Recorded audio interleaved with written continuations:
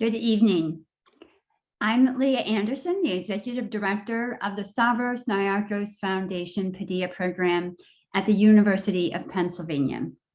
I'm delighted to welcome you to tonight's event hosted by the Red and Blue Exchange. A whiff of civil war in the air. Can American pluralism survive negative partisanship? A dialogue with David French. Before I hand the mic over to Chris Satullo and David French, I'd like to say a few words about the SNF Padilla program and the Red and Blue Exchange, the group sponsoring tonight's event. SNF Padilla is a relatively new program at the University of Pennsylvania.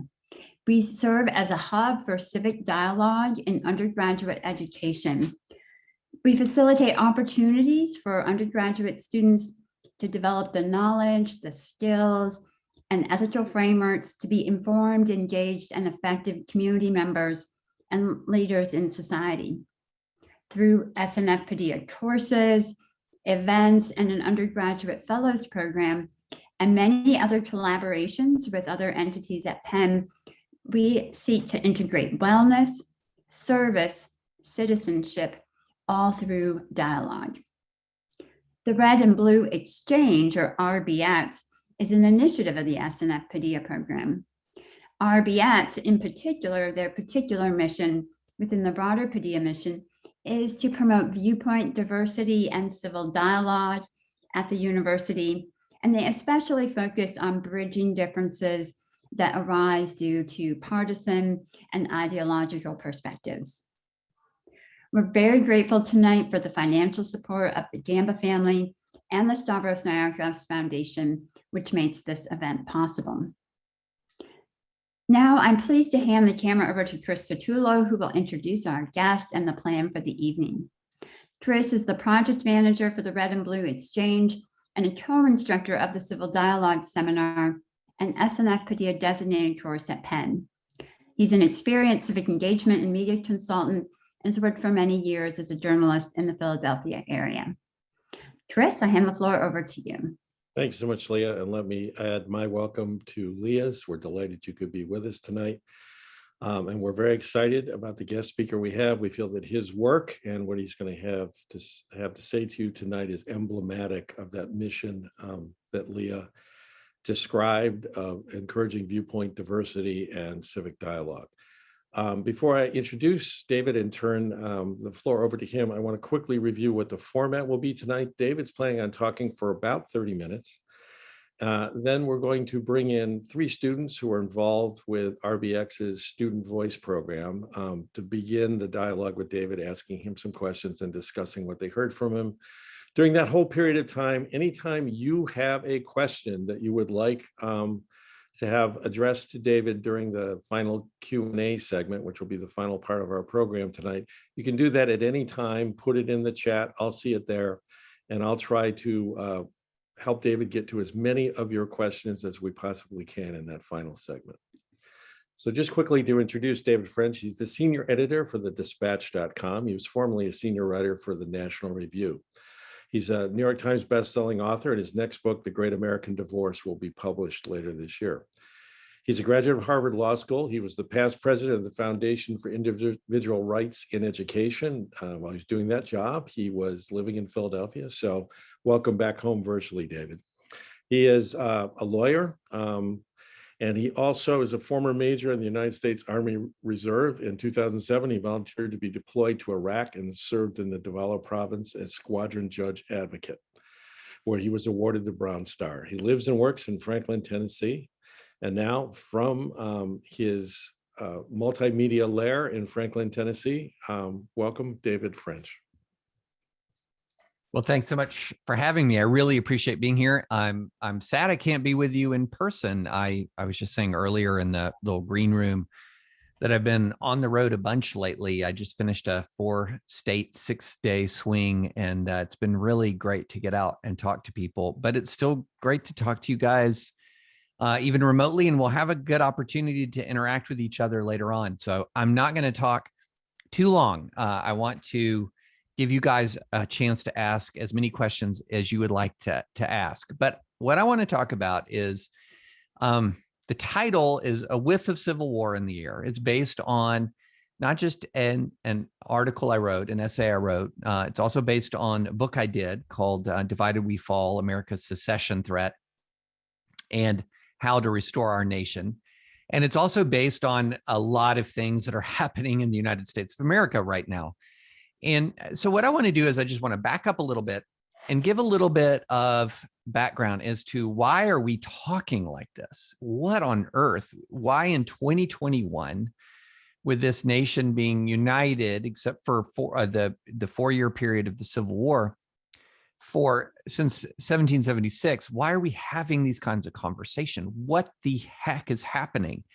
And, when I sat down and I wrote my book, starting in 2019 and finished it in 2020, right as the pandemic was starting to hit, I was actually a little bit nervous about it because I used the S word in it, secession.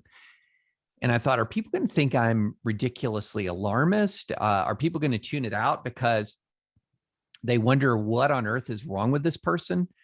And part of the reason I was worried about it is because I spend a lot of time trying to tell people to chill out, that not everything is as big a crisis as you think it is.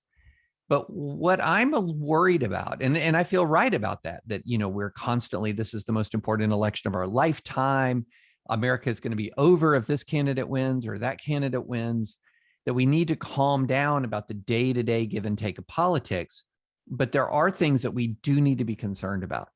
One is we need to be concerned about catastrophism itself, this sort of constant exaggeration of the stakes of every political dispute, or of almost every political dispute.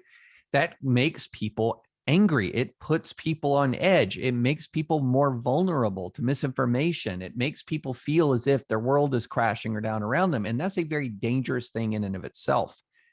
But there's something more than that going on. There's something more and deeper than just the constant screaming and yelling of politics and the constant screaming and yelling of social media.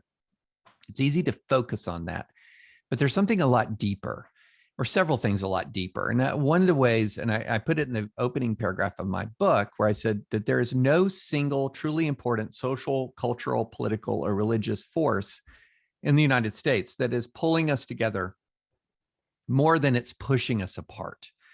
And by that, what I mean is, let's forget politics for just a minute. We overemphasize and over talk about politics when politics is often downstream from culture. Of course, politics impacts culture to an extent, but culture impacts politics more.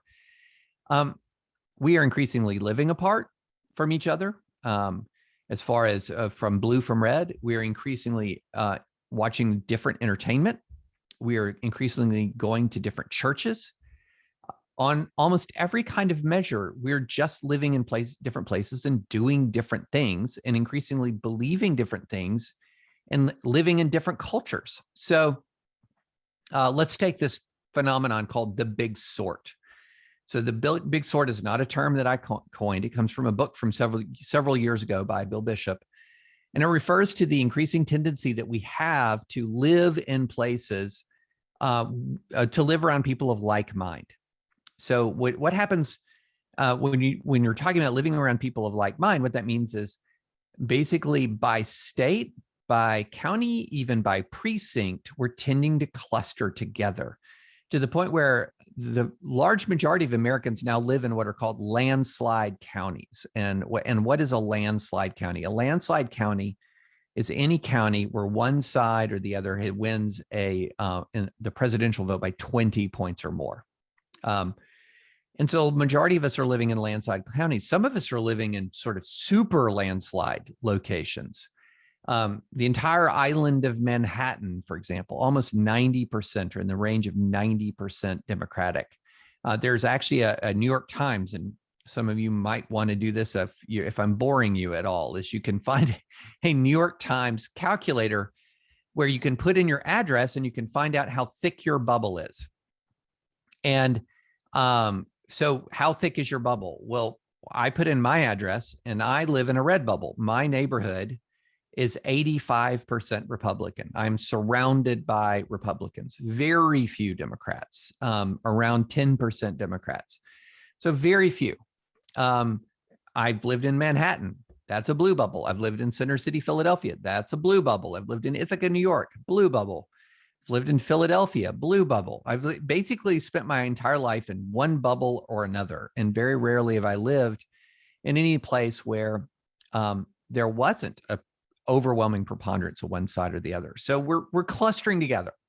Well, okay, so what, you say? I mean, that's kind of fun, really. I mean, you get to be around people of like mind. You enjoy the same sports. You enjoy the same entertainment. You enjoy, you have a kind of a fun culture. There's a fun energy often when people are together and they're united. That all sounds fine. Well, why is that a problem? Well, in addition to the obvious things that we see around of where we're unable to understand each other, we feel increasingly distant from each other. We have a harder time talking to each other. There's something deeper that happens, and it's called the Law of Group Polarization. And this is something from that Cass Sunstein articulated many years ago in a law review article, actually. The Law of Group Polarization. You're going to find out when I talk that I'm really good at regurgitating other people's great insights. But the Law of Group Polarization says simply this. It is that when people of like mind gather, the common expression of their shared point of view tends to become more extreme, or like-minded people, when they gather together, tend to get more extreme. And so what that means is that without that check, this is a very common sense concept, sort of without someone in your life, in your community, in your meeting, in your group, in your department, you name it, who is dissenting meaningfully, you all together as a group tend to become more extremist. And here's what's interesting. There's even something called a cascade. And a cascade exists when the group becomes so extreme that by the end of their deliberations, they are more extreme than the most extreme person was at the beginning of the deliberation. So you see this in all kinds of issues all across the United States of America. We call them things like rapidly changing social mores, rapidly changing norms. Well, why are the norms changing? Because in those communities that are defining different norms, and different communities define different norms, when they are so highly polarized, the change gets rapid and it gets dramatic, and it also often gets extremely aggressive. And so, when you're in the middle of it, it all seems quite logical. When you're in the middle of it, it seems normal because you're just experiencing something with the rest of you sort of experience this change as enlightenment. When you're on the outside of it, it can seem strange and puzzling, bizarre even. And so we can pick out examples of rapidly changing norms all across the American political spectrum. We have seen rapidly changing norms on the right, for example. One of the preference cascades that we saw was this movement from people sort of holding their nose to vote for Trump to being the third boat in the boat parade. That was a cascade, a group polarization. I saw it with my own eyes in my own community, where in white evangelicalism, where that's my sort of exit poll demographic, went from very ambivalent about Trump, but voting for him anyway because they couldn't abide the thought of Hillary Clinton being president, to being extraordinarily enthusiastic. And in many ways, more enthusiastic than the median Trump voter, in my experience, was more enthusiastic than some of the more extreme Trump voters in 2016 in my community. We saw it happen. We can go through various social issues, rapidly changing norms regarding language, terms that nobody had heard about even a few years ago, suddenly becoming almost mandatory in certain spaces to use, or you're considered to be grotesquely offensive. And so what happens is then as you live apart from each other, and as you grow more extreme, and you grow more extreme in a particular way, what's beginning to happen is something called negative partisanship. Not beginning to happen, it's fully emerging. So you have negative partisanship. So what is negative partisanship? Negative partisanship is when you hate or fear your opponent more than you have love or affection for your own side. So you're a Democrat, less because you're in love with democratic ideas and more because you hate or fear Republicans.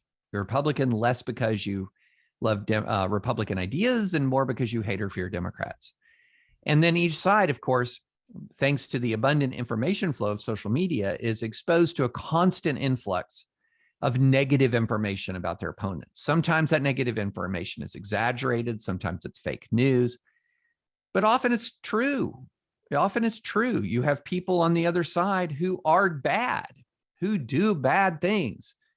Both sides are full of human beings, and get a large enough group of human beings and somebody is always doing something really bad somewhere. And thanks to social media, we can deliver those bad stories with great efficiency to ourselves. So you have a big sort, you have group polarization, you have negative partisanship, which is then amplified. And let's talk about social media. Here's another term. I'm throwing all kinds of terms at you. Amplified by nut picking. Now, this is nut picking. I didn't come up with this one also. This comes from Kevin Drum in the early 2000s.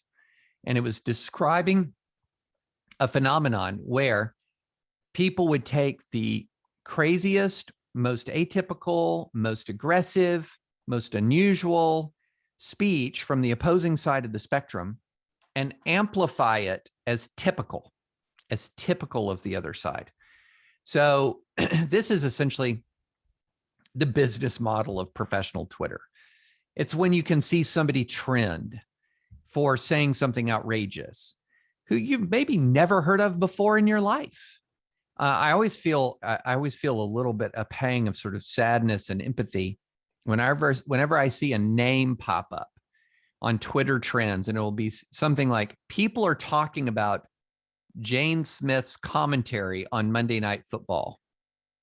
Well, wait a minute. That's a bad example. I know everybody on Monday. I know all the names on Monday Night Football.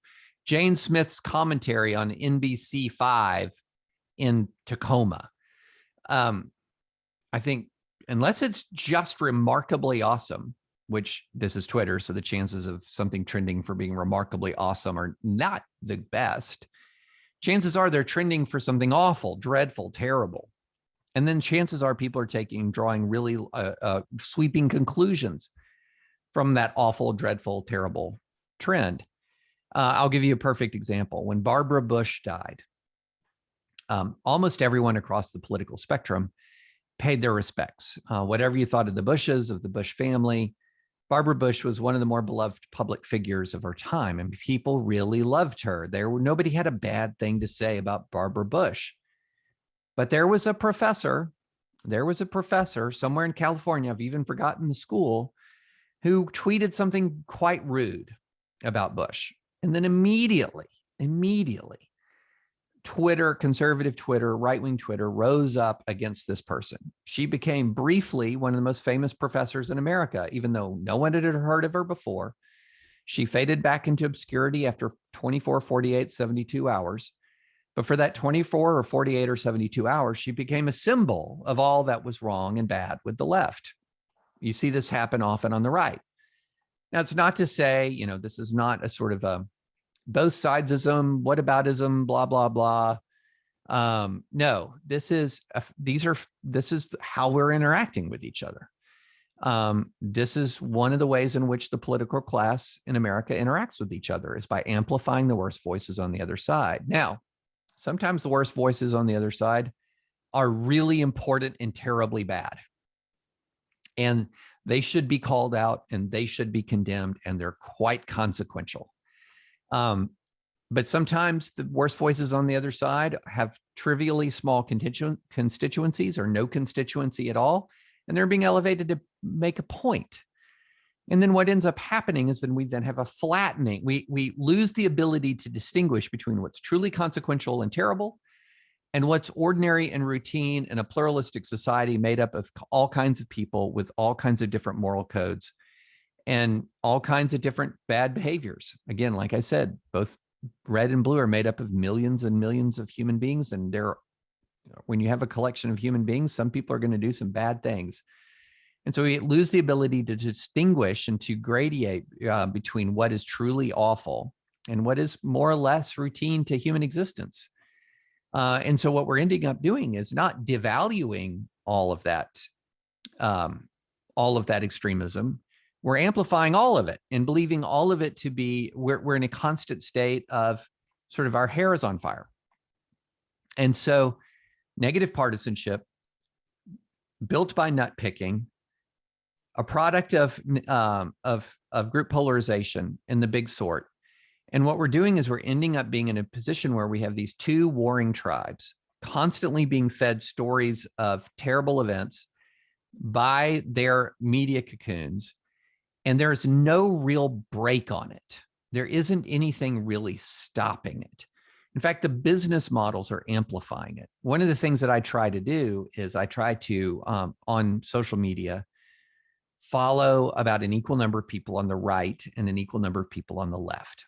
And what is fascinating when you do that is you begin to see the different media cocoons build in real time. A perfect example of this is the aftermath of the murder of George Floyd.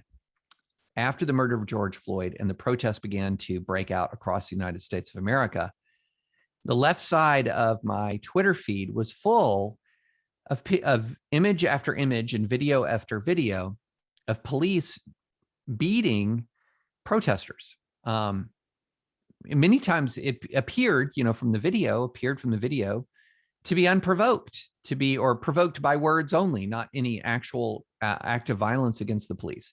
No meaningful sense of a need for protection. And you began to just see all of these images of police violence piling up on one side of my feed.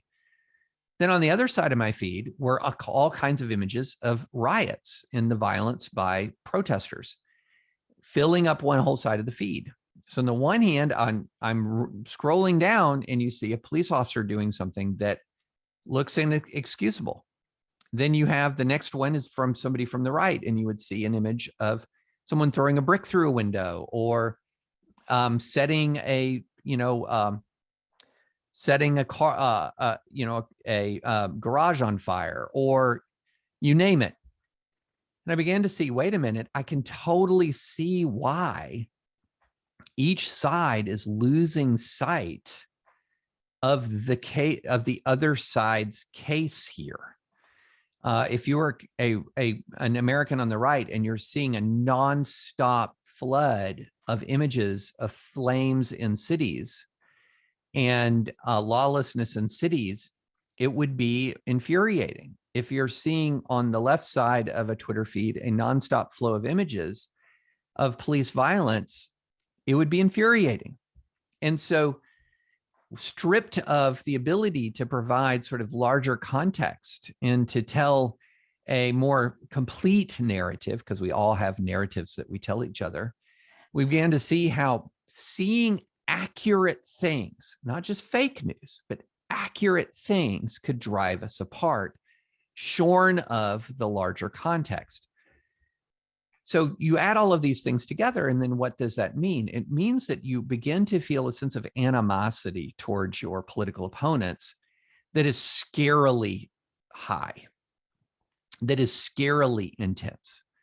There's even something called a phenomenon called lethal mass partisanship now. And what is lethal mass partisanship? It is where one side dislikes the other one so much that they'll either ascribe dehumanizing characteristics to them, subhuman characteristics, or they would be fine if large numbers of their political opponents just died. That's what it means to have lethal mass partisanship. Fortunately, that's a minority of Americans, only about, say, 20% or so, but that's 65, 66 million people are that intensely engaged and negatively engaged in politics, that they have that feeling, that intense a distaste and a dislike for their political opponents. So it doesn't take a genius to put all of that together and to understand why America feels like it's in a tinderbox right now. It doesn't take a genius then to figure out why people were so susceptible to the Stop the Steal narrative in January. And that's not to excuse in any way, shape, or form people believing wildly irresponsible and false things. But the tendency to believe, or the vulnerability to believing wildly irresponsible and false things, doesn't spring out of nowhere. It comes from somewhere. I wrote a long piece after January 6th where I talked about how enabling lies, sort of a background atmosphere of untruth, can lead to and make someone vulnerable to activating lies. The activating lie is the lie that makes you get in the street and try to take the Capitol, for example. So an enabling lie would be that the left is full of horrible people who want you dead. That sort of makes you believe that your opponents are capable of anything. The activating lie would be, and these horrible people stole the election. Well, then that might be something that's immediately, you believe to be immediately in your ability to do something about.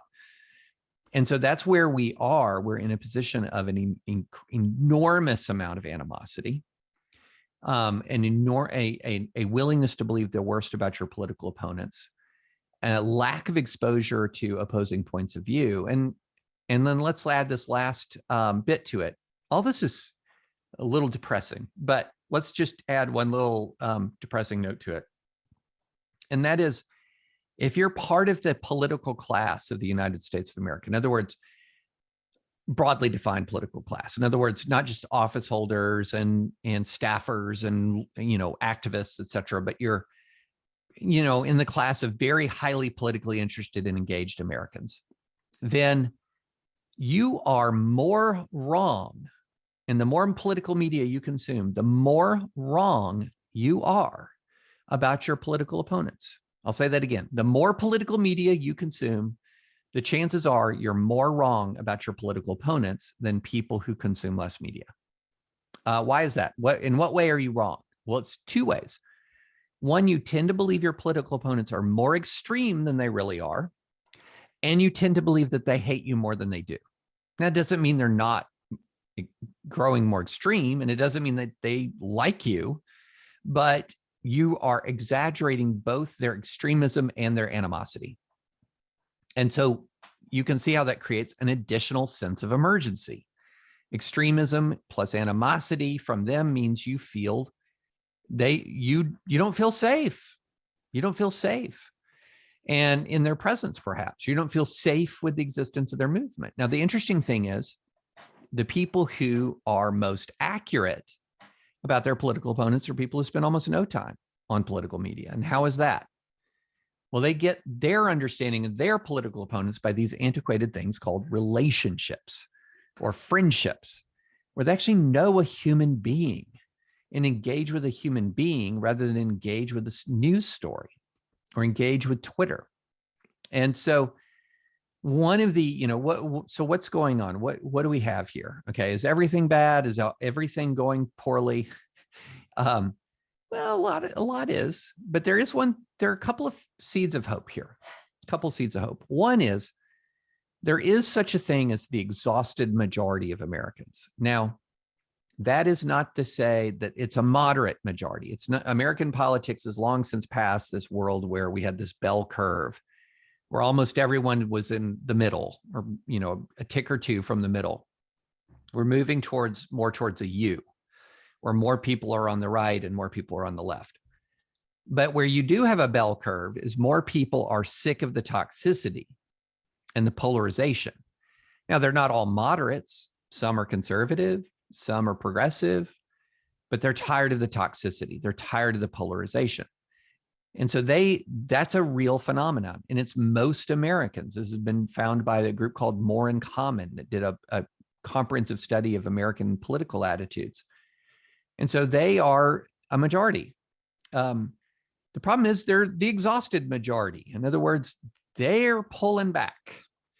They don't want to have anything to do with it. They don't want to read the article that says how to engage with Uncle Bob at Thanksgiving. They just want to talk about football with Uncle Bob, or they just want to talk about whatever Uncle Bob's hobbies are. They don't want to do this. They don't want to get involved in politics. It's like being shocked with a cattle prod. Who needs it in their life? So while they want politics to be more normal, they want there to be more compromise, they want there to be less toxicity, they're not exerting their will, they're abdicating. They're kind of stepping back. So that's one thing, but there's another thing going on. And that is, a lot of people are realizing this now. A lot of people are growing concerned about it.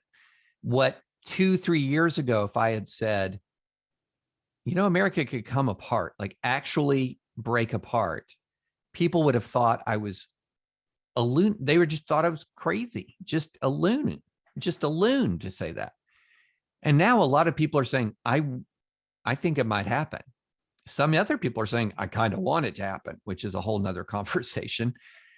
But there are a lot of people are beginning to wake up to this, and also to wake up into it in a particular way. And that particular way, which is promising, is not by saying, oh my gosh, the way for us to, the way through is for us to just destroy our enemies. We have to just grind them into dust, or we might split apart.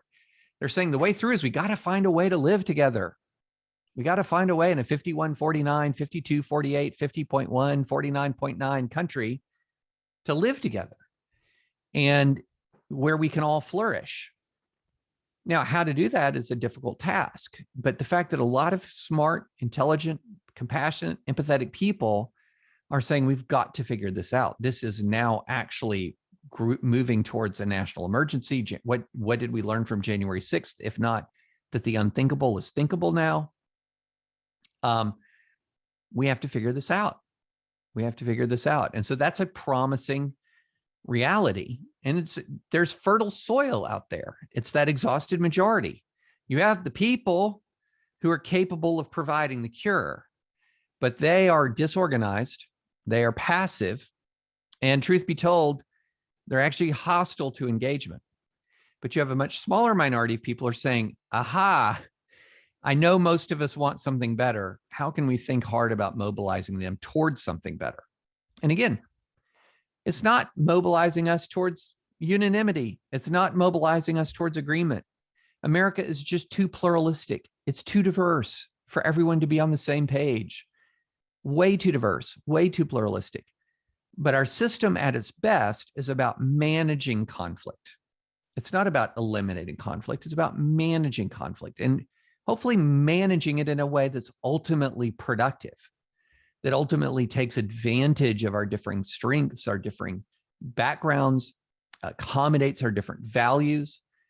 But in the meantime, right now, we're in this weird, dangerous, uncomfortable spot where the majority of politically engaged Americans are polarizing at an alarming rate and are extraordinarily angry and increasingly vicious. The large majority of Americans, although they may lean right, they may lean red, may lean blue, they may be solidly red or solidly blue or in the middle, are uncomfortable with this. They don't like it, but they're not willing really to do anything about it yet, because it's just too hard and it's too painful, and it's frankly getting on that Twitter app, it's too ridiculous. Or whatever. They don't want to engage, wherever it is. They don't want to engage. It's too painful. And what our key to our future is moving those individuals who for right now are deeply discontent, but too alienated to engage, to moving them into motivated, to move the alienated into the motivated, at the same time that we also endeavor to try to repair the possibility of relationship, and to place a renewed emphasis on relationship in our interactions with our fellow man and our fellow citizen, as opposed to viewing them as an avatar for a point of view. View them as a human being in full, and try to engage with a human being in full, rather than engage with them as a caricature of a point of view. So that's it. That's the opening 30 minutes. We've got some time to answer questions. I think we're going to do sort of a dialogue first and then general questions. So yeah, let's go. Thank you very much, David. What I'd like to do is bring in 3 students from the University of Pennsylvania. All of them are involved with the Red and Blue Exchange's Student Voice program. They're involved with helping organize and moderate student dialogues and taking part in helping create the format for events like this. So let me bring them in and introduce them. Charlie Ross, Lindsay Perlman, and Connor Gibson. Hey guys. So I'm going to step aside and leave it to you guys, but I think I'm going to pick somebody to go first based on my confidence in his ability to come up with something. You knew it was coming, Connor Gibson. Absolutely, I'd be happy to kick it off. Thank you, Chris. So David, we talked a lot in the first part of the conversation about the problems that we're facing. So I'd like to talk about what your vision might be for potential solutions. So towards the beginning of your talk, you talked about how there's no one great force pulling us together. Do you have any conception of what such a force could be? Like looking through history to see other times we may have come together, or looking in the future to see something that might unite us again. What might that look like? Well, you know, there's a few options. You don't want this. The worst possible of worlds that could unite us is some sort of existential crisis. Now, we know one kind of existential crisis that will not unite us, and that's a pandemic. I remember finishing my book right as the pandemic was going, as I mentioned earlier, and I was thinking, wow, I'm putting some of my theses to the test here, because here we have an external force. It's not like anybody in America just we can blame any particular person in America for the coronavirus coming to our shores. It's coming from overseas. It's affecting all of us. So it's a common experience. There's a school of thought that said that would have pulled us together. The answer to that is it did not, of course. We know that. It hadn't pulled us together in public health measures. It hadn't pulled us together politically. We live in wildly different places now. It's almost like going to different countries, depending on where you live, based on different coronavirus standards. But it also turns out that if you go back through history, pandemics aren't necessarily a unifying force in history. They're a fracturing force. They place such stresses on societies.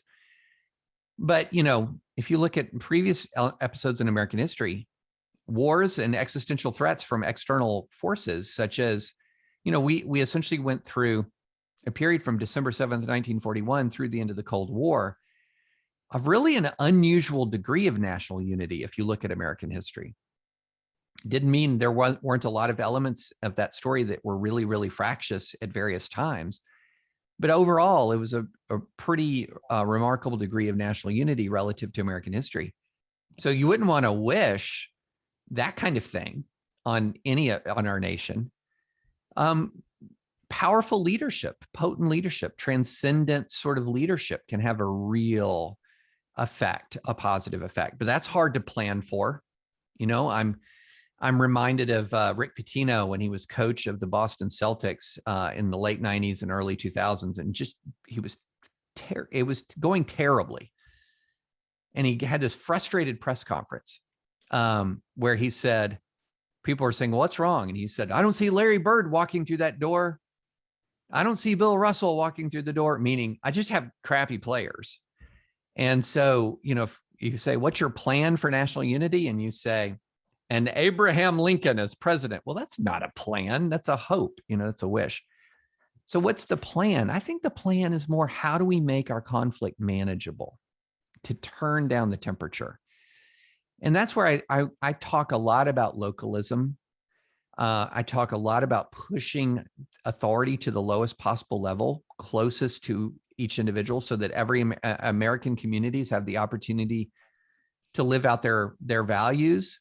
But at the same time, while not repeating the mistakes of the past that created things like Jim Crow through states' rights. And that is by maintaining that we guarantee the social compact, that is, the fundamental liberties of the Bill of Rights, which old versions of states' rights, they wouldn't guarantee the Bill of Rights.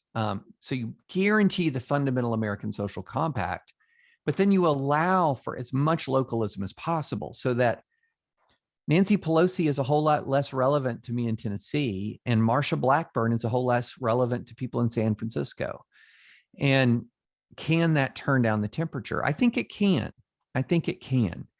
And the other thing is, we got to make our federal government, it can't all rest on federalism or localism. Our federal government has to right itself in this sense. A phrase for me that is a microaggression, maybe a macroaggression, is co-equal branches of government. Do not use that phrase in my presence. It causes involuntary spasms because the branches are not designed to be co-equal. They can check each other, but the most powerful branch is Congress.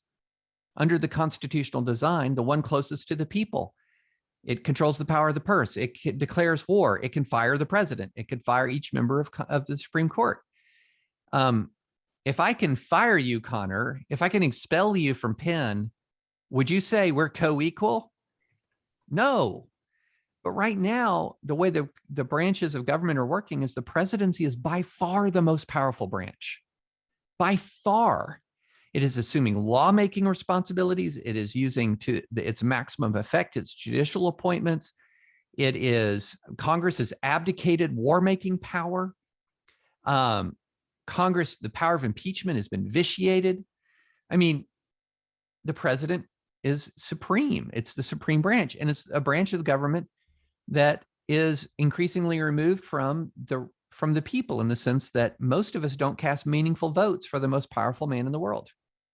If you live in a bright red or a bright blue jurisdiction, my whole life I've not cast a meaningful vote for president.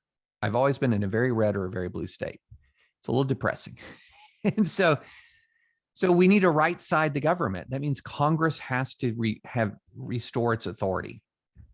Now, the problem is it doesn't want to. It doesn't want to. As my colleague Jonah Goldberg said, we have a parliament of pundits. These guys are competing for MSNBC and Fox News airtime. They're not competing for to become legislator of the year.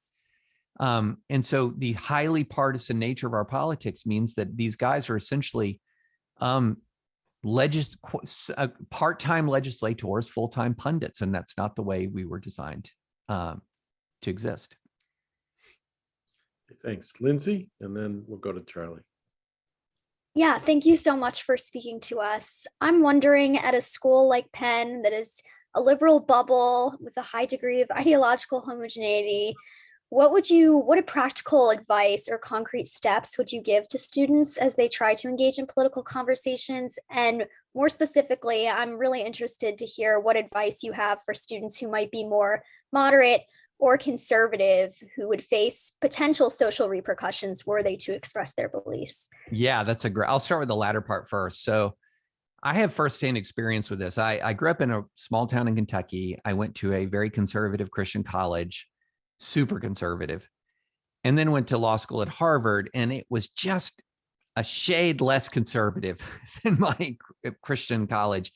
And this was, a lot of people talk about cancel culture and things like that now. And the atmosphere now has got nothing on early 90s in the Ivies and in similar colleges. We had shout downs in class. People would scream and yell to drown you out if you said something that they didn't like in class. We had efforts to get people fired. We had, members of the Federalist Society. People took, members of the Federalist Society.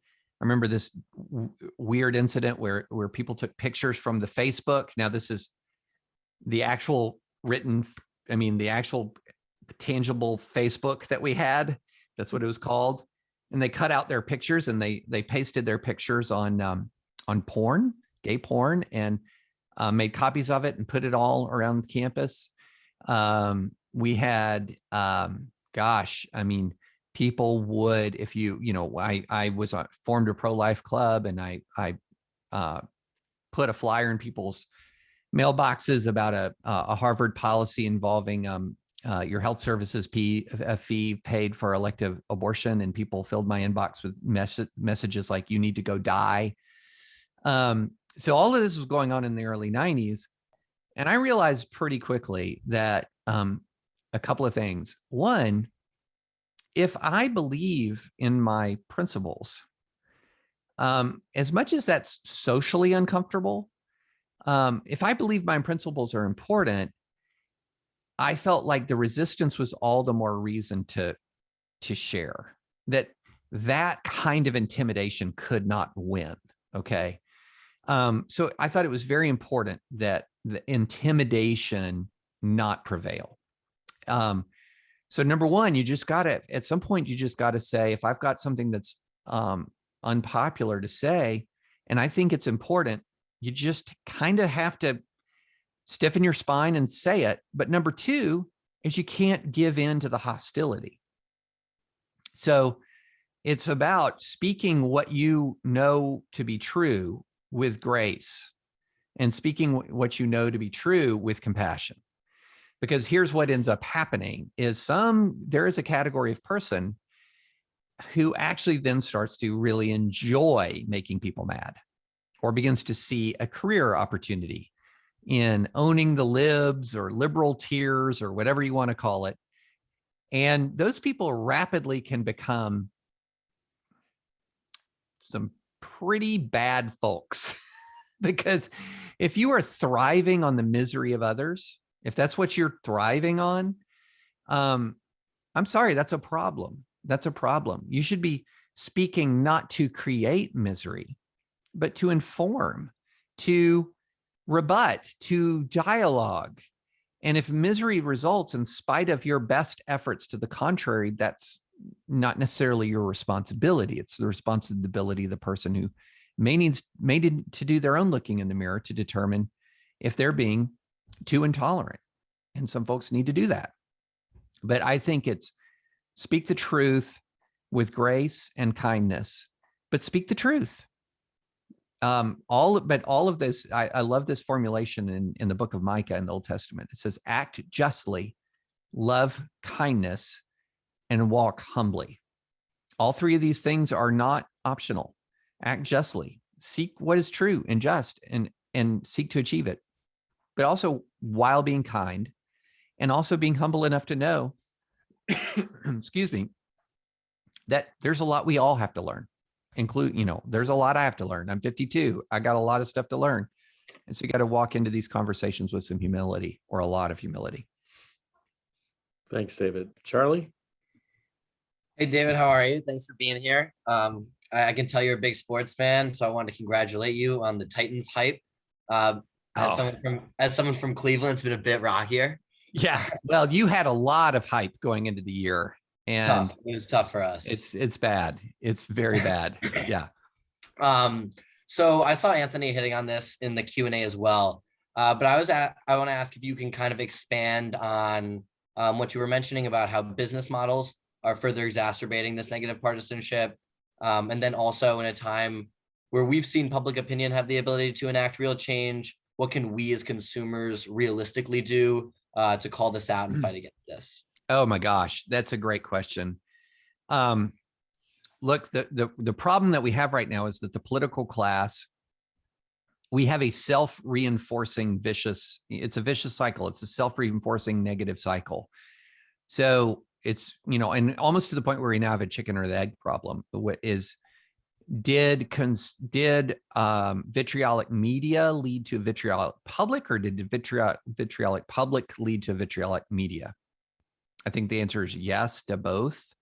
They've contributed to each other to the point where there is a real cost that exists to departing from the kind of hive mind on any given issue.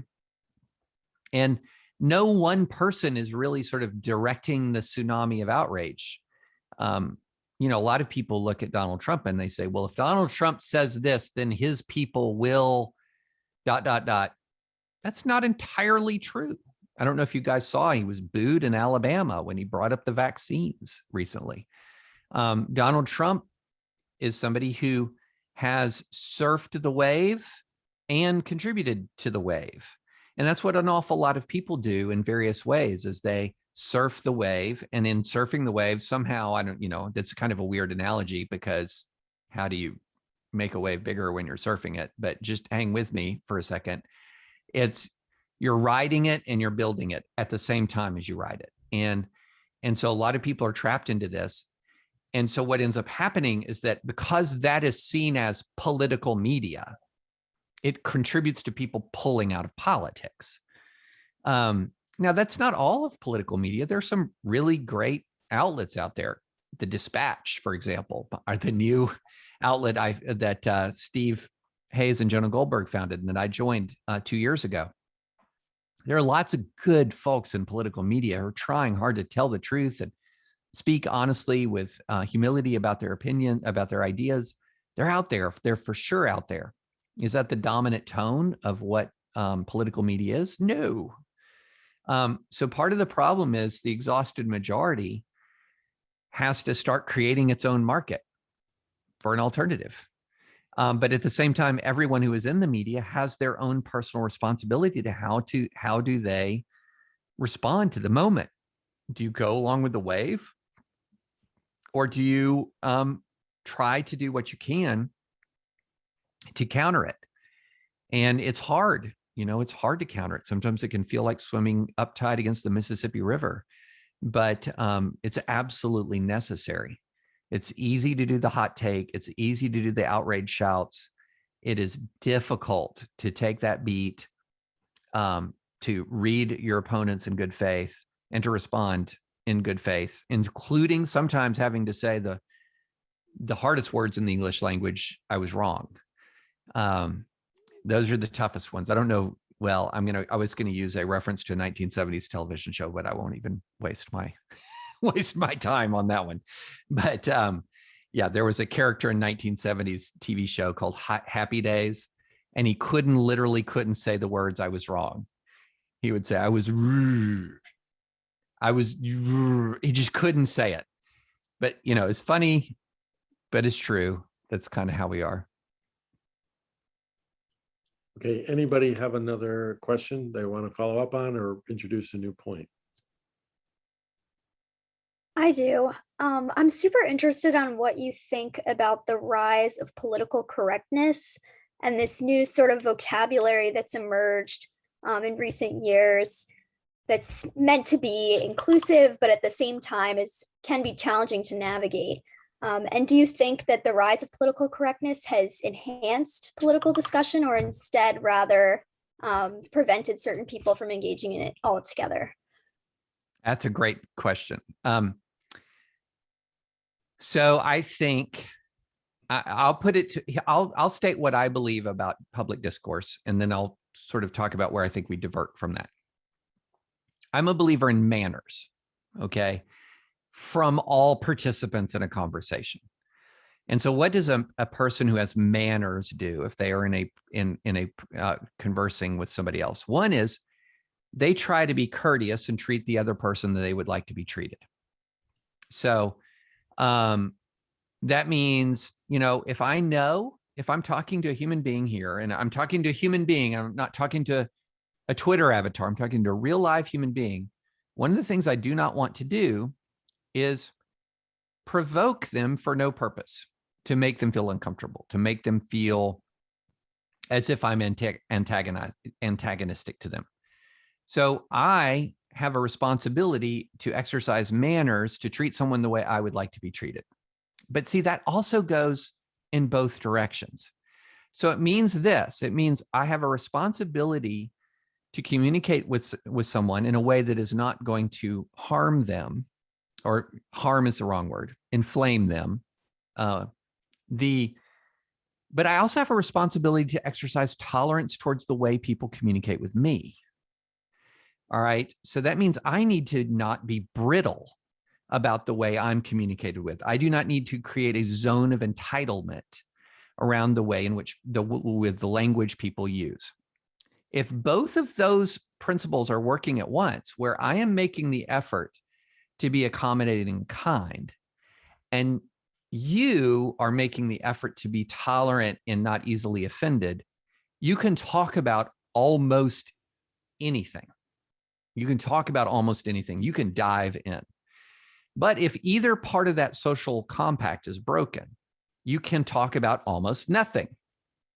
So if I'm in a position where, Lindsay, for me to listen to you at all, you have to use some very precise language that A, you may not be super familiar with, and B, may actually mandatorily force you to acquiesce to a framing of the world you don't agree with.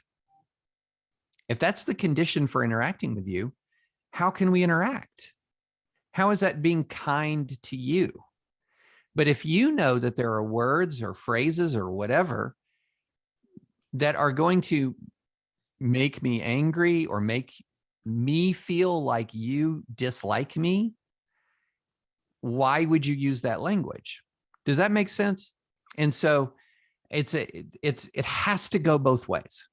It has to go both ways. If it is just a one-way street, then what you're going to do rightfully, if I have zero tolerance for your expression, what you're going to want to do, and what might be wise for you to do, is to move away from that conversation, because that conversation is not going to be productive. And so if if the condition of participating in the conversation is acquiescence to principles that you don't agree with, that's an inappropriate condition. And there are a lot of different ways we can phrase that, that can deal with a lot of different things, but it has to go both ways. And this is not a new thing. Again, I'm going back to the early 90s. We had a lot of issues around language,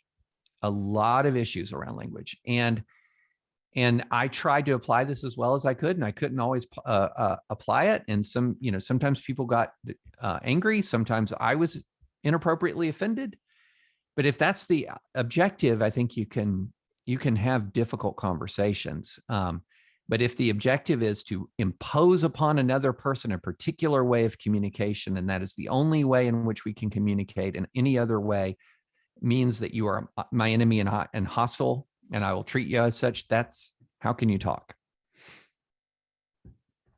Okay, thanks. I want to give Charlie and Connor a chance for one more question or comment, and then we'll go to some questions from the audience.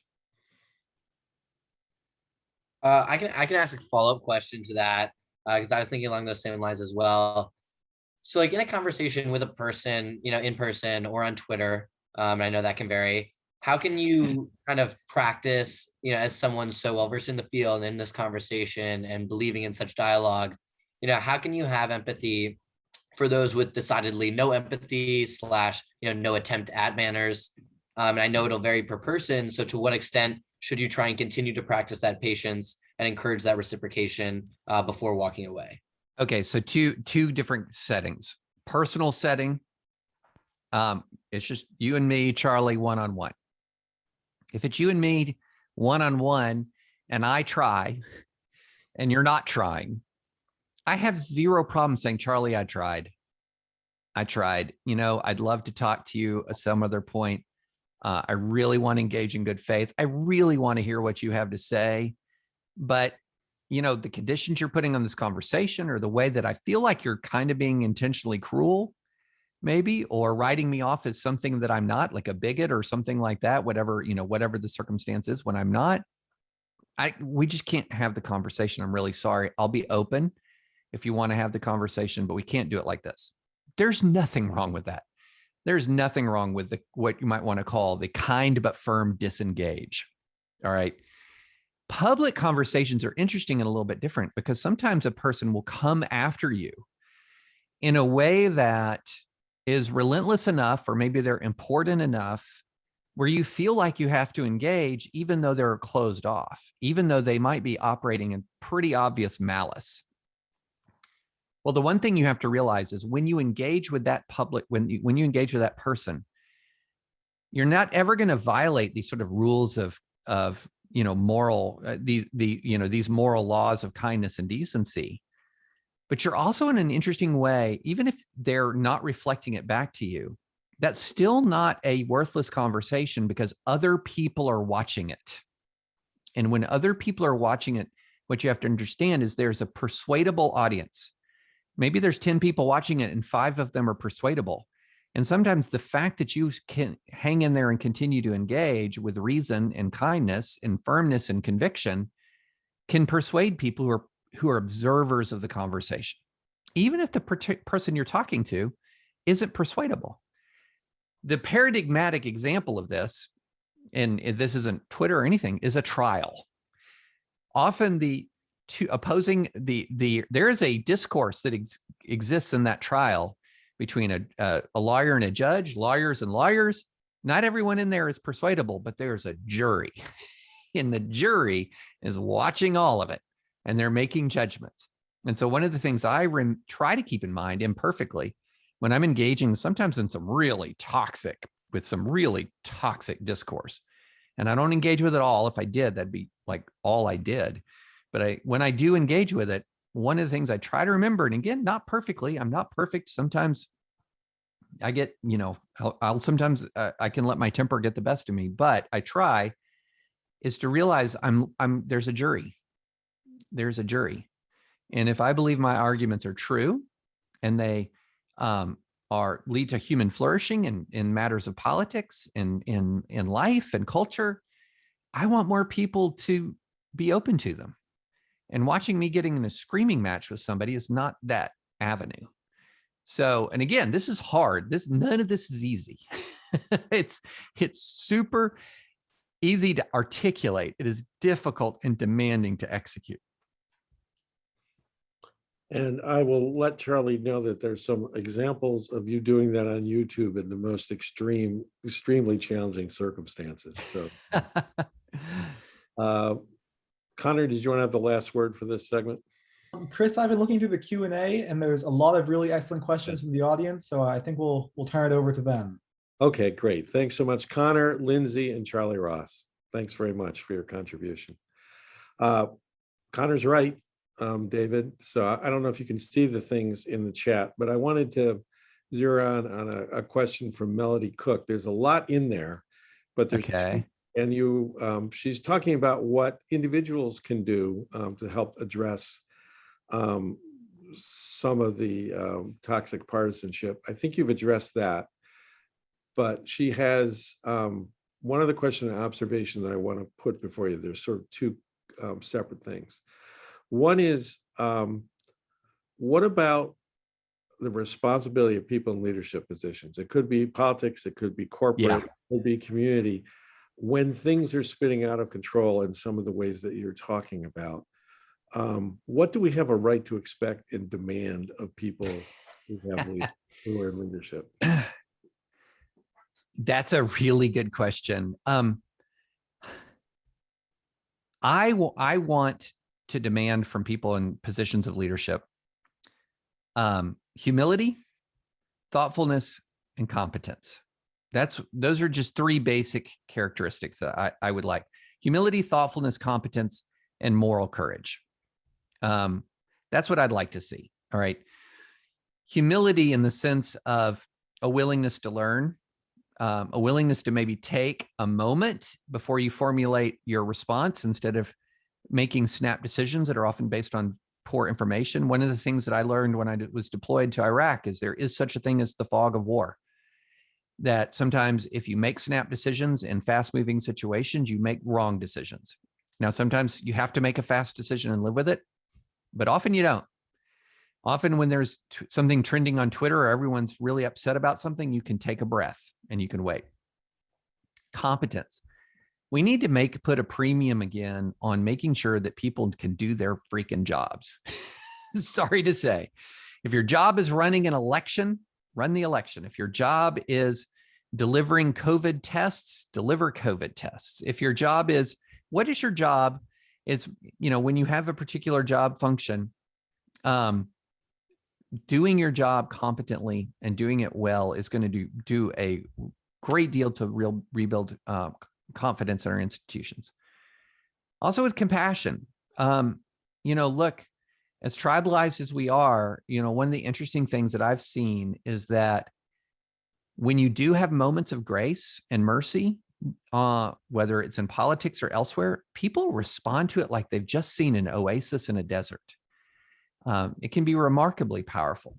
It can be remarkably powerful. And then moral courage.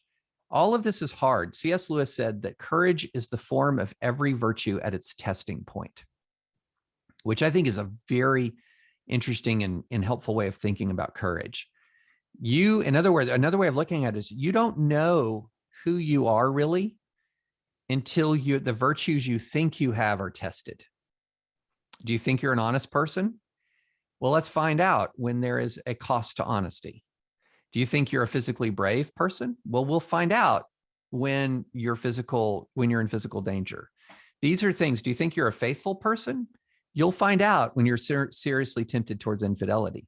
All of these things are, these are virtues that you don't understand if they really are yours, if they really are your characteristics. And again, no one's going to be perfect until they're tested.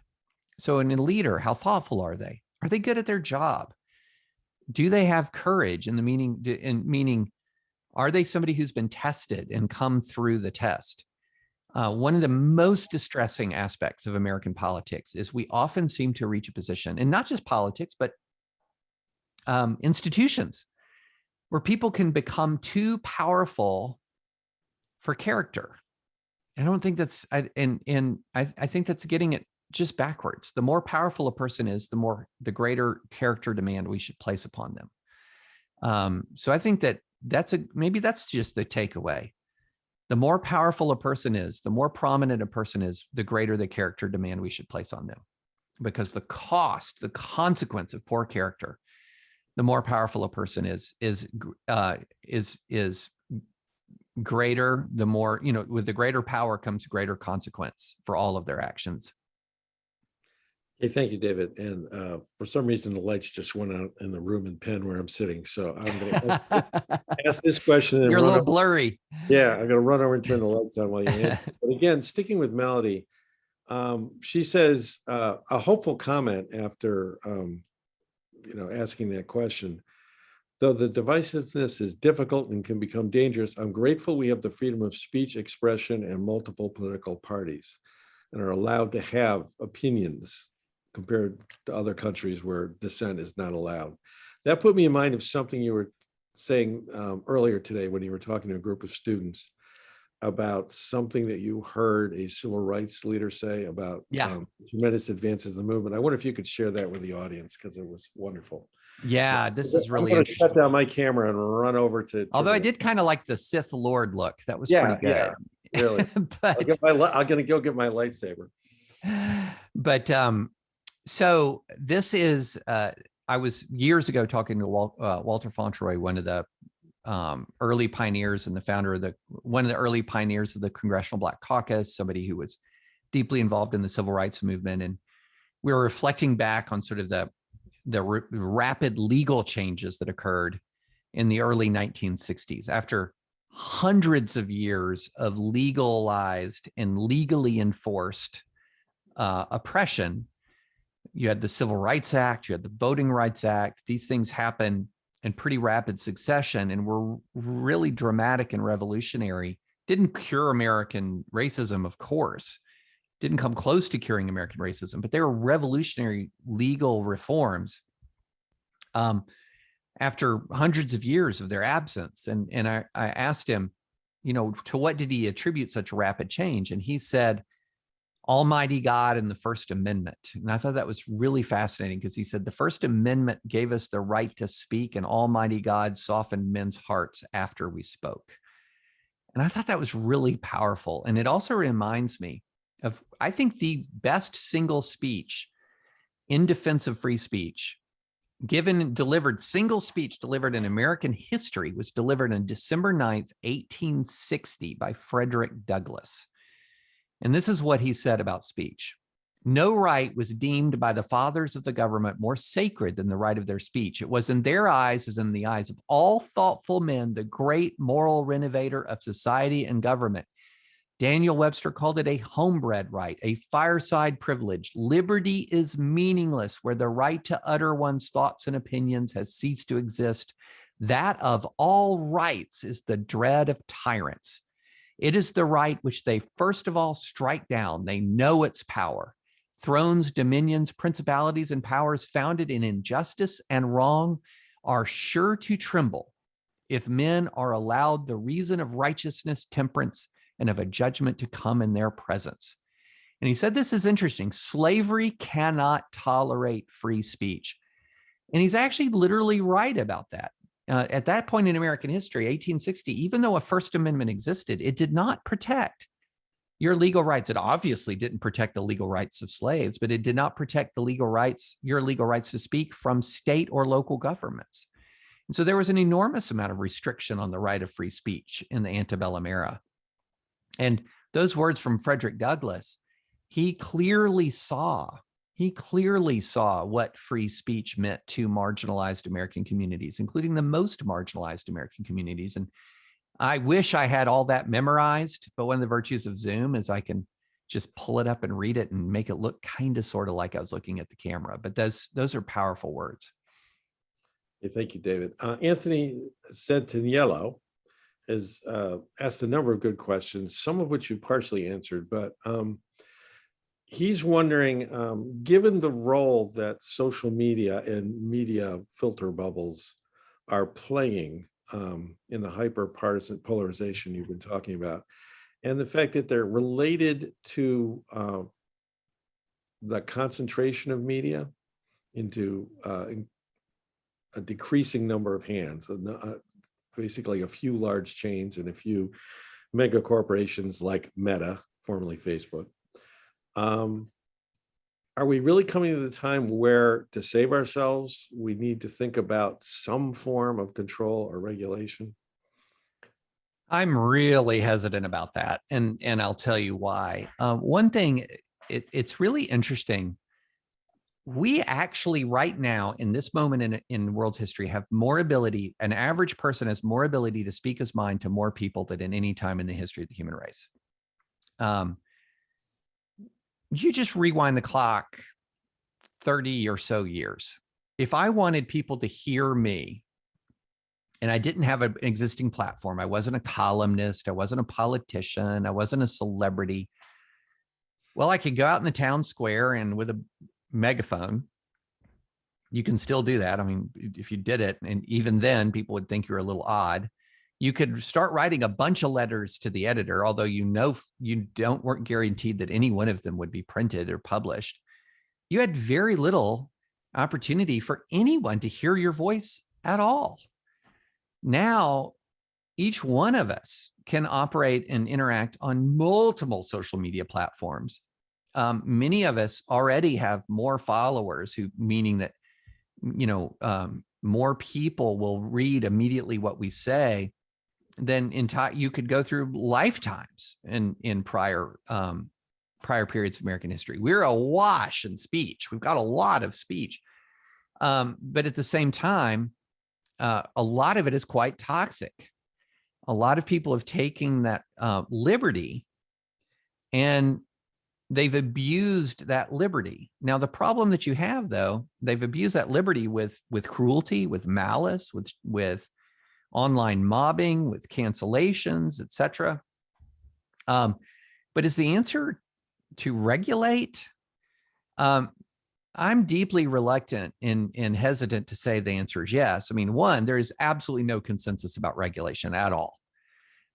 People on the left would, as a general matter, this is speaking in generalities, would like to see more regulation of misinformation and fake news online. People on the right would like to see big tech regulated to allow more speech online, to restrict the ability of big tech, for example, to label things or eliminate misinformation, et cetera. So then essentially what you would begin having is a space where the very speech rules of our private internet spaces would become a matter of presidential campaigns. I will moderate Facebook like this is not the kind of political conversation I want to have. And it also creates a real problem in that the people who created these entities, they have rights too. They have rights too. And if you're creating a platform for speech, it is a grave constitutional injury, and also in many ways a moral injury to inflict upon a person to commandeer the platform that they've created for speech to put forward speech that they disagree with or find repugnant. And so I'm very hesitant to ask the government to step in and tell tech companies or other companies what kind of political, cultural, religious, et cetera, speech they are required to permit on their platform or must eliminate from their platform. I think that is opening Pandora's box. I think that as a general matter, the cure for bad speech is better speech. And we need more people of good faith and moral conscience to step forward rather than trying to deal with the toxicity of the environment through censorship.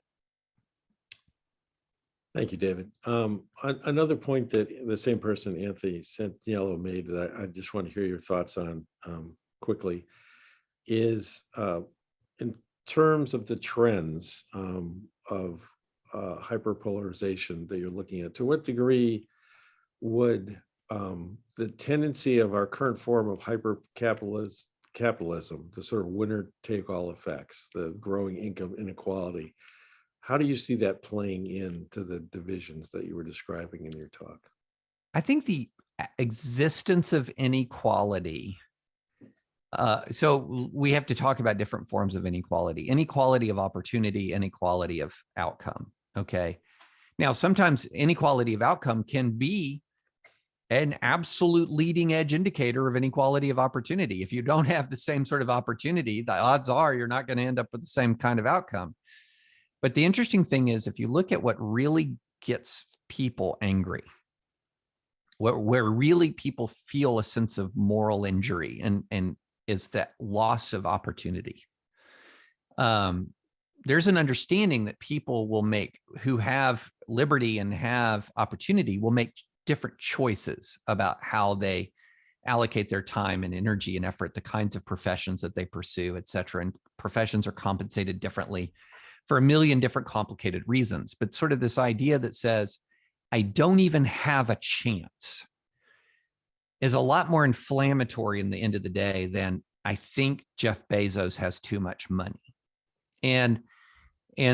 So we have to kind of separate out what we're talking about here. And so the question, one of the great moral injuries, and I keep using that phrase, I think it's a really good phrase. One of the great moral injuries and persistent moral injuries of American life, and by great, I mean large, not great as in good, large, immense moral injuries of American life was the existence of 345 years combined of slavery and Jim Crow. Okay. You take that 345 years, and that is going to have knock-on effects for generations, even after the Civil Rights Act of 1964. So the Civil Rights Act of 1964 does not eliminate the effects of those previous centuries of discrimination, of legalized discrimination enforced by violence.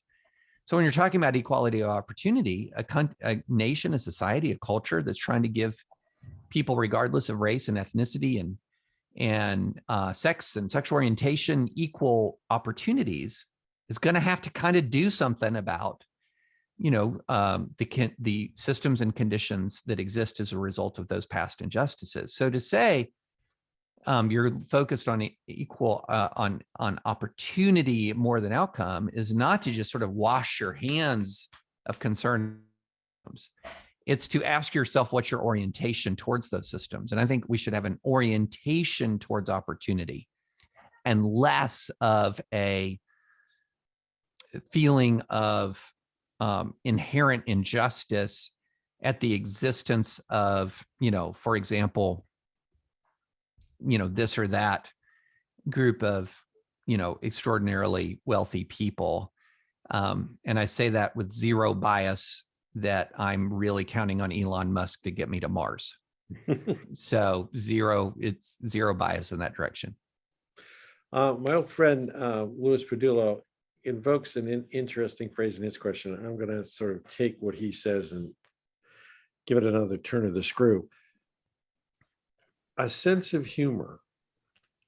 To what degree is a sense of humor one of the solutions to the things you've been talking about? To what degree is part of our diagnosis right now that we've lost our sense of humor? Oh man, that's a great question. I'm reminded of the Homer Simpson quote from The Simpsons. Alcohol, the cause of and the solution to all of our problems. Mm-hmm. Humor, it can be a cause of and a solution to some of our problems.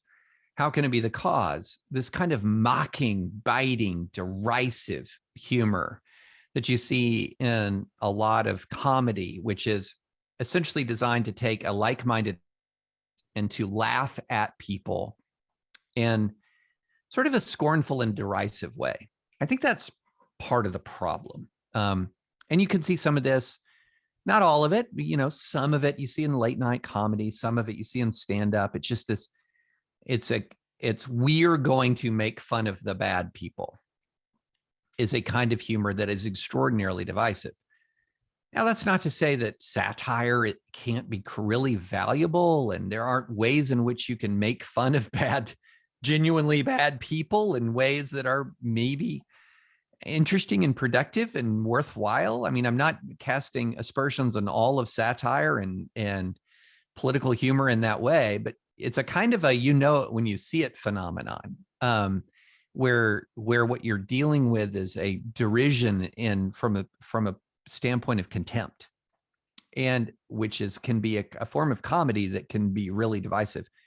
Then there's other forms of comedy that are expressions, for example, of a joyful heart, or some expressions of comedy that, for example, self-deprecating comedy, poking fun at yourself, poking fun at, affectionately poking fun at your own tribe, for example. There's even ways to affectionately poke fun at the opposing tribe. There are different ways of executing comedy, and some of them can be genuinely like a relief, and some of them can make it all worse. It's just all in the execution and the intent. Mm-hmm. Michael Deli Carpini, who is our faculty director at the SNF IDEA Initiative,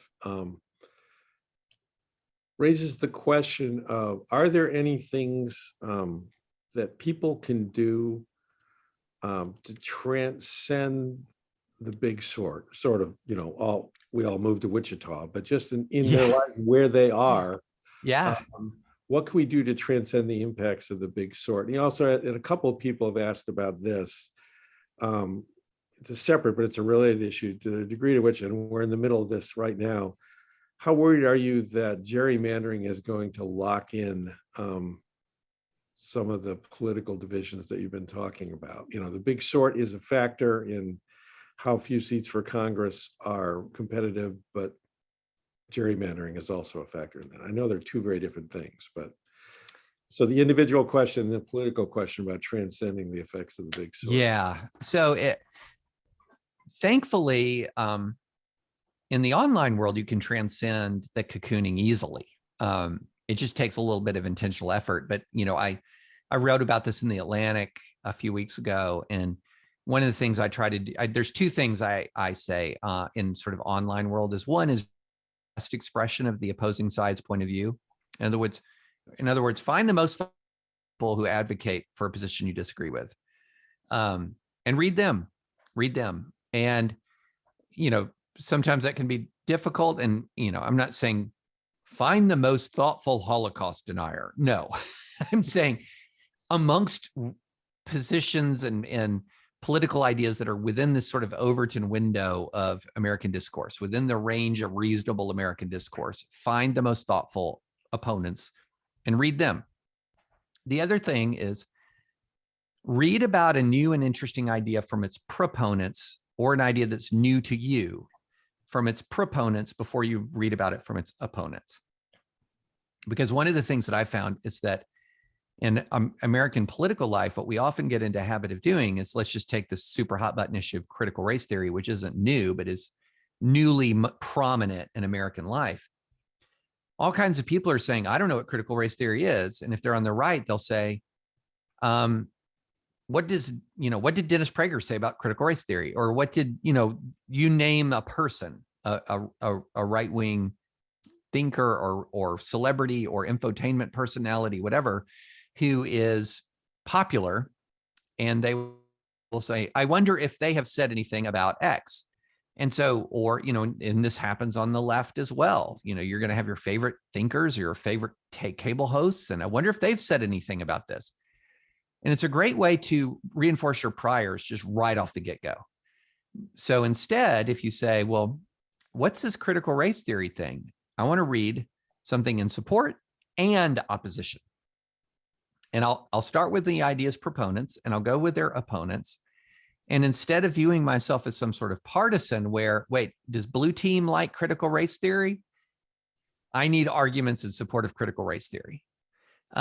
Instead of doing it like that, treating yourself like a lawyer where you're studying before a court argument, treat yourself like you're the jury, and you're going to hear from the lawyers, and you're going to decide without being on either team which idea has the most merit.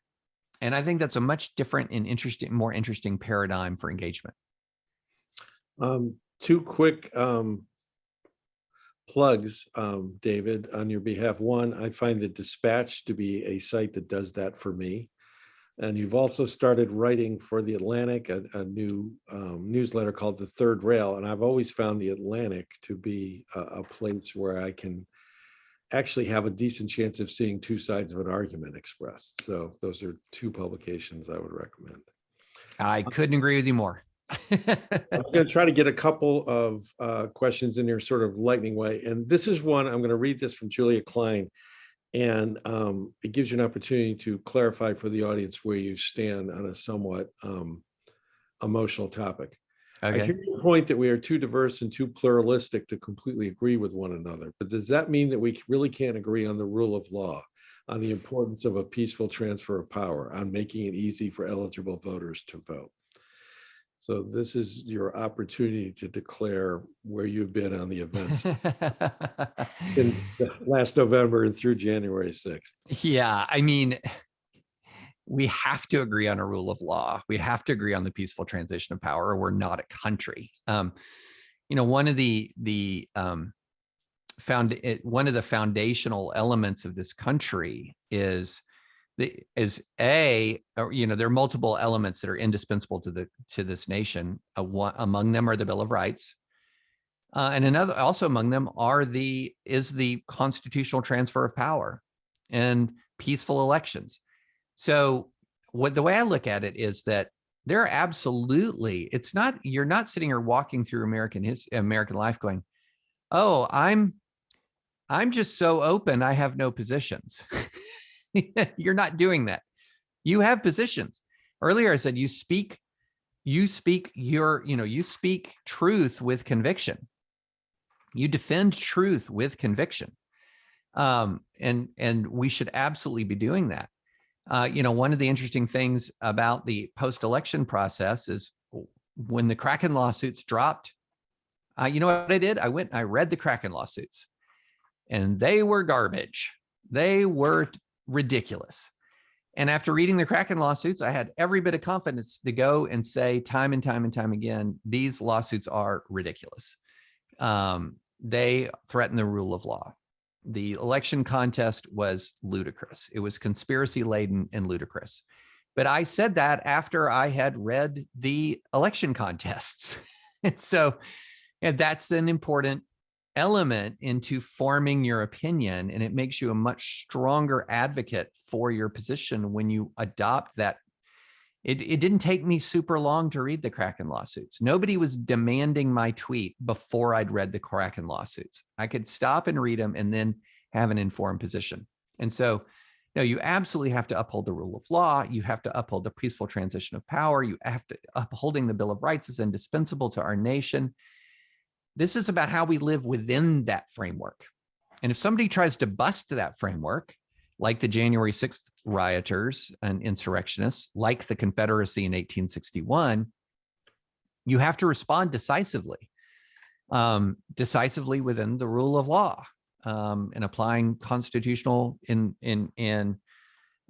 legal principles. And sadly, in 1861, it required use of actual force, and actual force was used on January 6th to try to defend the Capitol. But yeah, this is how we discourse and try to interact within the system. If someone is breaking the system, trying to break the very system itself, then that's when the rule of law should lock in.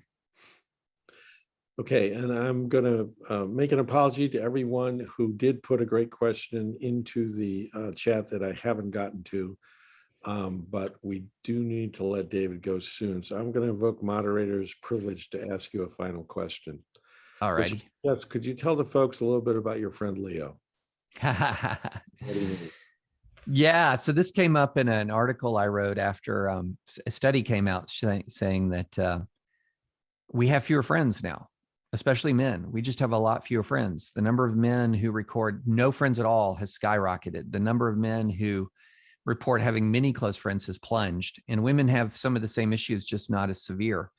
And it's really contributing to the existential angst and existential anguish that we have in this country right now. And So I wrote a piece where I talked about it. We have to be able to find friendships that transcend politics, these kinds of unconditional friendships. And I used my friend Leo as an example. I flew into Iraq in November of 2007, didn't know a soul. I was the only reservist joining an active duty unit. So they were going to look at me with some real skepticism. And waiting there for me was this guy named Leo. And Leo couldn't be more different from me. I'm a white evangelical Christian raised in the South. At the time, I was a Republican. Now I'm a conservative independent. He was Mexican-American, former Catholic, former Mormon agnostic who said he worshiped the Hubble because it sees farther than anybody. And he was the first person to extend the hand of friendship to me when I landed in Iraq. And we became, incredibly close, and developed just a really rich and friendship. And it was not based on political agreement. It wasn't based on religious agreement. It wasn't based on shared ethnicity. It wasn't based on shared family history. It wasn't based on shared geography. He was born in Mexico, grew up in Wisconsin. I was born in Alabama, grew up in Tennessee and Kentucky. But it was based on, we had mutual respect that, that really grew into deep, deep, meaningful friendship. And so I will never forget this. I remember when he was redeploying back to the United States, I used some of my law school connections to get him tickets to the Obama inaugural. And I got him great tickets to the Obama inaugural. And he was really grateful. And he repaid me by that on the morning of the inauguration, he went to the White House after Obama gave his speech, and President Bush's helicopter was leaving the White House for the last time. And so he very kindly sent me a video of the helicopter leaving while he sang the goodbye song. Na, na, na, na, na, na, na, na, hey, goodbye. And I wouldn't want it any other way, because that's Leo being Leo. And the number of times I wore him out over politics is too much to count. But it was something that we have a friendship that transcended politics and transcends politics. And more relationships like that are going to go a long way towards feeling the hole in people's hearts that they're often filling with vitriol and faction online. So that's the story of Leo. David French, thank you very much for being with us tonight. I know it's been a whirlwind month for you. I'm in awe of how much energy you have at 8:30 to continue on these issues, and we thank you. Well, thanks so much for having me. I truly appreciate it. Okay, just a moment before you go, I want everybody to know the question was asked in the chat. We have been recording this. As soon as we get it closed caption, according to university policy, we'll be posting it, and we'll share the link to that video, the video of tonight's dialogue with you. Everyone who's signed up for the event will get that. And I would urge you right now to start thinking of 3 friends, maybe 3 friends who you know are somewhat mired in the polarization that David talked about, who you can then send that video to. I believe that's what they call virality on a human scale. So I'd urge you to do that. David, thank you very much. Now I'm going to tell the folks about a couple of other events coming from RBX and SNF Paideia. One of the things we do at the Red and Blue Exchange is hold regular dialogues for students from not just Penn, but from all around the region and even all around the country. The last one of this semester is coming up on November 30th. That's a Tuesday at 7 p.m. It's a Zoom event, so anyone, anywhere who's a college student anywhere in North America can take part. So if you know one of these and you think he or she might enjoy having the kind of dialogue that David was extolling and urging us to try, that's what we do with Can We Talk. So you can come to the SNF Paideia website and see the sign up link for that event. On December 2nd, Paideia will sponsor a discussion, a panel about Gen Z and public service. And as it says here, save the date for an event with Cappy McGarr on the 7th. That means that the registration sign up isn't ready to go, but keep your eyes on that website that's listed there, snfpaideia@upenn.edu. There's always something interesting happening. So for everyone at RBX and SNF Paideia and the University of Pennsylvania, we say good night to you, and thanks once again to David French for a very, very interesting and engaging evening. Have a lovely rest of the night and have a joyous Thanksgiving holiday. Good night.